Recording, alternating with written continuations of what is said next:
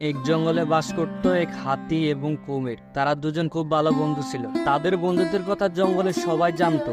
অন্যদিকে একই জঙ্গলে বাস করত এক দুষ্ট শিয়াল। শিয়াল কখনো চাইতো না হাতি এবং কুমিরের মাঝে বন্ধুত্ব সম্পর্ক থাকুক। তাদের নিয়ে হিংসা করত, সম্পর্ক কিভাবে ভাঙা যায় সেই চিন্তা করত। পরের দিন হাতি আসলো কুমিরের কাছে।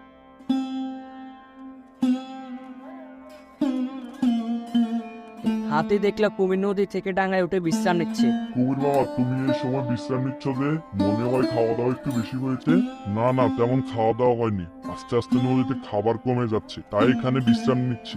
বিশ্রাম নিতে নিতে চিন্তা করতেছি কি করা যায়। কুমির মামা, আমারও একই অবস্থা। জঙ্গলে তেমন পশু পাখি আর নাই, তেমন খেতে পারি না। কি করবো আমিও ভাবছি। হাতি মামা, তুমি চিন্তা করো না, আমরা দুজনে তো বন্ধু, দেখি কি করতে পারি দুজনে। তারপর হাতি সেখান থেকে চলে যায় এবং কি করবে ভাবতে থাকে। অন্যদিকে শিয়াল বলল, আমি হলাম জঙ্গলের বুদ্ধিমান শিয়াল। হাতি এবং কুমিরকে উচিত শিক্ষা দিব। এই কথা বলে শিয়াল সেখান থেকে চলে গেল।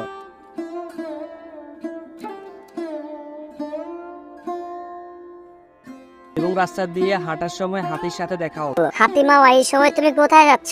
আর বলিস না বান্নি, জঙ্গলে আমরা এখন আর কোনো খাবার পাচ্ছি না। কুমির মামার নদীতে খাবার নেই তেমন। আমরা কিছু খেতে না পেরে রাস্তায় অসহায়ের মতো ঘুরতেছি। হাতি মামা, তুমি কোনো চিন্তা করো না, আমি তোমাদের খাবার সংগ্রহ করে দিব। এখন থেকে তোমাদের খাবার আমি খাওয়াবো। আচ্ছা শিয়াল বাগনি, আমি আর কুমির তোমার কাছে চলে আসতেছি। এরপর হাতি অনেক খুশি হয়ে সেখান থেকে চলে যায়। হাতি কুমিরের কাছে যায়।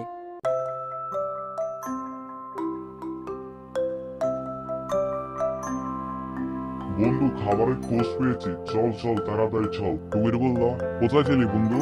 ওই যে জঙ্গলের উপরান্তে শিয়াল আসে না, শিয়াল বলছে আমাদেরকে খাবার দিবে। কি বলিস বন্ধু, শিয়াল আমাদেরকে খাবার দিবে? হ্যাঁ, চল চল তাড়াতাড়ি চল। এ বলে তারা দুজন শিয়ালের গুহায় চলল।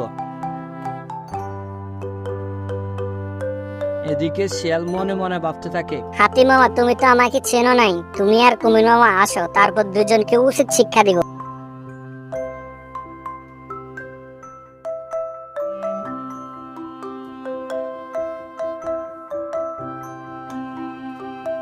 এরপর হাতি এবং কুমির শিয়ালের গুহায় আসে। শিয়াল তাদের দুজনের জন্য খাবার রাখে। তারা দুইজন যখন খাবার খেতে আসে তখন শিয়াল হাতিকে বলে, হাতি মামা, তুমি দরজার সামনে থেকে খাবারগুলো নিয়ে আসো। হাতি দরজার সামনে যায়, গিয়ে দেখে কোনো খাবার নেই। সে আবার গুহায় চলে আসে। শিয়াল বাগনি, কোনো খাবার তো পেলাম না। হাতি মামা, আমি ভুলে গেছিলাম, আমি খাবার এনেছিলাম। হাতি মামা, আমি তোমাদের দুজনকে খাবার দিয়েছিলাম। কুমির মামা তোমার খাবার সহ খেয়ে ফেলছে। হাতি কুমিরকে বলল, বন্ধু, তুই এটা কাজ করলি, তুই আমার খাবার খেয়ে ফেললি। বন্ধু, তুই বিশ্বাস কর, ও মিথ্যা বলছে, সে কোনো খাবার দেয়নি। না হাতি মামা, কুমির মিথ্যা বলছে। আমি তোমাদের দুজনকে খাবার দিয়েছি। কুমির মামা তোমার খাবার সহ খেয়ে ফেলছে। এই বলে তারা দুজন ঝগড়া শুরু করে। ঝগড়া করে কুমির সেখান থেকে চলে যায়।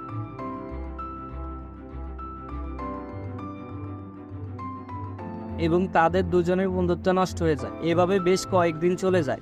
একদিন শিয়াল এক ঝোপে বসে খাবার খায় আর বলে, কুমির মামা এবং হাতি মামার মধ্যে ঝগড়া লাগিয়ে তাদের দুজনের সম্পর্ক নষ্ট করে ফেলছি। এখন তারা দুজন আলাদা আলাদা থাকে। এটাই তো চেয়েছিলাম আমি। সেখান দিয়ে হাতি বাসায় যাচ্ছিল। হাতি শিয়ালের কথা শুনে ফেললো এবং বলল, বাগনি শিয়াল, তুই এই কাজটা ঠিক করলি, তুই আমাদের বন্ধুত্ব নষ্ট করে ফেললি। আরে হাতি মামা, তুমি কোথা থেকে আসলে? বাগনি শিয়াল, তুমি আমাদের সাথে কি করলি বল? তুই আমাদের বন্ধুত্ব নষ্ট করলি। আমি চাই না তোরা দুজন একসাথে থাক। তোরা দুজন একসাথে থাকলে আমার সহ্য হয় না, সেজন্য আমি তোদের সাথে এমন করেছি। তখন সেখান দিয়ে কুমির যাচ্ছিল। কুমির তাদের দুজনের কথা শুনে তাদের কাছে যায়। তখন হাতি কুমিরকে দেখে বলল, এ আমাদের সম্পর্ক নষ্ট করে ফেলছে। কুমির বলল, বন্ধু, ওকে ধর, বেটার ছেলে আমাদের সম্পর্ক নষ্ট করে ফেলছে। এই বলে কুমির এবং হাতি শিয়ালকে ইচ্ছা মতো পিটাতে লাগলো। ও বাবা রে, মরে গেলাম রে। হাতি মামা, আমি আর জীবনও কারো সম্পর্ক নষ্ট করব না। আমাকে মাফ করে দাও। না, তোর কোনো ক্ষমা নাই, তুই আমাদের সম্পর্ক নষ্ট করে ফেললি।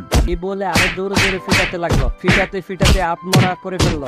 তখন হাতি এবং কুমির বলল, বন্ধু, ওকে আর মারিস না, চল আমরা আমাদের জায়গায় চলে যাই। এই বলে কুমির এবং হাতি তারা দুজন তাদের জায়গায় চলে যায়। কুমির এবং হাতির সম্পর্ক আবার আগের মতো হয়ে যায়। এদিকে শিয়াল সুস্থ হয়ে ভালো হয়ে যায়। সে আর কখনো কারো ক্ষতি করেনি।